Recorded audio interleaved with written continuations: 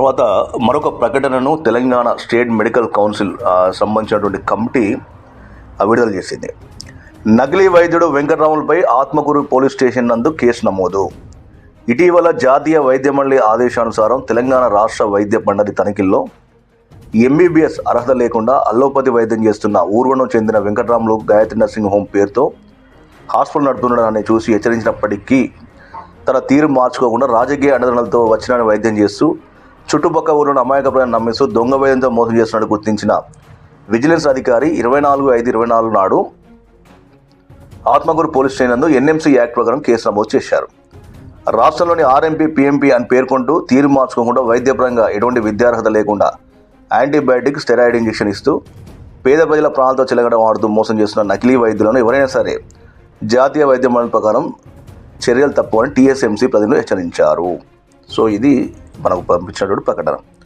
అంటే RMP PMP సంబంధించి అర్హత లేకపోయినా మీరు వైద్యం చేస్తాను కాబట్టి మీరు చేయకండి, మానుకోండి అని చెప్పి వాళ్ళ దగ్గర ఏదైతే వాళ్ళు స్టెరాయిడ్స్ కావచ్చు, వాళ్ళ పరిధి దాటి వాళ్ళు ఇస్తున్నటువంటి సంబంధించినటువంటి మెడిసిన్స్ కావచ్చు, ఇవన్నీ గుర్తించి అన్ని రకాల కూడా ఆధారాలు సేకరించిన తర్వాత వాళ్ళకు ఒకసారి అవకాశం ఇద్దామని చెప్పేసి చెప్పినా కూడా వినకుండా రాజకీయ అండదండలతోటి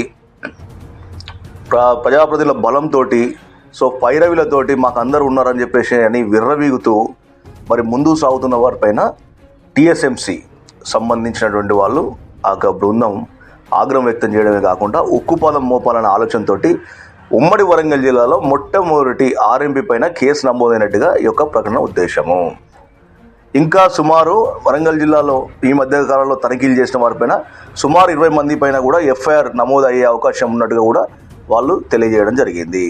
అంటే చెప్పింది వినకుండా మాకేం కాదు, మాకు అసోసియేషన్ ఉంది, మాకు నాయకులు ఉన్నారు, మాకు రాజకీయ నాయకులు ఉన్నారు అని చెప్పేసి ఏమవుతుంది, మమ్మల్ని ఎవరు ఏం చేస్తారు, అసలు వాళ్ళెవరు తనిఖీలు చేయడానికి, వీళ్ళెవరు రాయడానికి, అసలు వీళ్ళెవరు టీవీలో చూపించడానికి అని చెప్పేసి కొంతమంది అక్కడక్కడ చెవాకులు పేలుతూ ఉన్నారు. సో అలాంటి పేలే వారికి వాళ్ళు కూడా ఒక ప్రకటన విడుదల చేసిండ్రు. వ్యక్తిగతంగా మా యొక్క పేర్లు పెట్టి కూడా వాట్సాప్ గ్రూప్లో తిప్పుతున్నందున కూడా ఖచ్చితంగా వారిపైన కూడా చర్యలు తీసుకునే అవకాశం ఉంది. కాబట్టి మీరు మీ పరిధి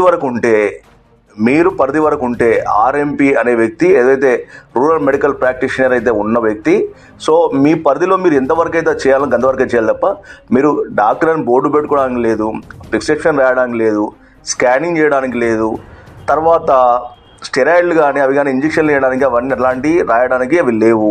సో మీరు ఎందుకు ఈ వైద్యం చేస్తూ వచ్చిన వైద్యం ప్రజల ప్రాణాల మీదకి తీసుకొస్తా ఉన్నారు? మిమ్మల్ని నమ్మి అక్కడ మీ దగ్గరికి వచ్చే వారికి ఏదైనా జరగడానికి జరిగితే మళ్ళీ ఆసుపత్రికి తీసుకుపోయినప్పుడు వాళ్ళ ప్రాణాలు కూడా ఉండే పరిస్థితి లేదు. మనం మంచిర్యాలలో చూసినాం, ఒక పాప చనిపోయింది, తర్వాత ఇంకా అనేక ఘటనలు కూడా ఉన్నాయి. కాబట్టి ఎందుకు మీరు అది చేస్తున్నారని చెప్పేసి వాళ్ళు ప్రశ్నిస్తూ ఉన్నారు. ఏది ఏమైనా ఉమ్మడి వరంగల్ జిల్లాలో మొట్టమొదటి కేసు అయితే ఆర్ఎంపీ పైన అయింది. గతంలో హెచ్చరించినా కూడా ఆత్మకూరు సంబంధించినటువంటి పోలీస్ స్టేషన్లో ఎవరైతే ఉన్నారో ఊరుగొండకు చెందినటువంటి వెంకట్రాములు, ఈయన ఎంబీబీఎస్ బోర్డు పెట్టి మరి ఆయన వైద్యం చేస్తూ ఉన్నాడట.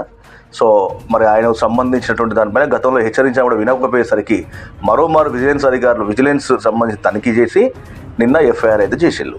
సో ఇప్పటికైనా కూడా గ్రామీణ ప్రాంతాలలో ఉన్న వాళ్ళు ప్రజలు అప్రమత్తంగా ఉండాలి, ఈ ఆర్ఎంపీల దగ్గరికి పోకండి, ప్రాణం మీకు తెచ్చుకోకండి అని అయితే వాళ్ళు చెప్తా ఉన్నారు.